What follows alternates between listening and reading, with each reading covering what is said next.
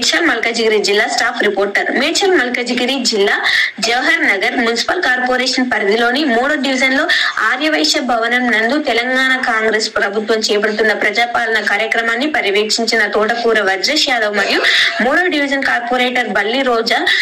ఈ సందర్భంగా వజ్రేష్ యాదవ్ మాట్లాడుతూ కాంగ్రెస్ ప్రభుత్వం ప్రజల ప్రభుత్వాన్ని ప్రతి సంక్షేమ పథకాలు ప్రతి ఇంటికి చేరే విధంగా అధికారులు పనిచేయాలని, నిర్లక్ష్య వైఖరిని వహించరాదని, ప్రజలకు వచ్చే సమస్యలను దగ్గరుండి వివరించాలని, జనవరి 6వ తారీఖున లోపు ప్రజలందరూ ఈ అవకాశాన్ని సద్విని చేసుకోవాలని ఈ సందర్భంగా తెలియజేశారు. ఈ కార్యక్రమంలో కాంగ్రెస్ పార్టీ జవహర్ నగర్ అధ్యక్షులు మల్లెపూల శ్రీకాంత్ యాదవ్, ప్రధాన కార్యదర్శి శ్రవణ్ రాజు యాదవ్, సదానంద దినకర్, మాజీ సర్పంచ్ కారింగ్ల శంకర్ గౌడ్, అశోక్ గుప్తా, అనిల్ ముదిరాజ్, కాంగ్రెస్ నాయకులు, కార్యకర్తలు తదితరులు పాల్గొన్నారు.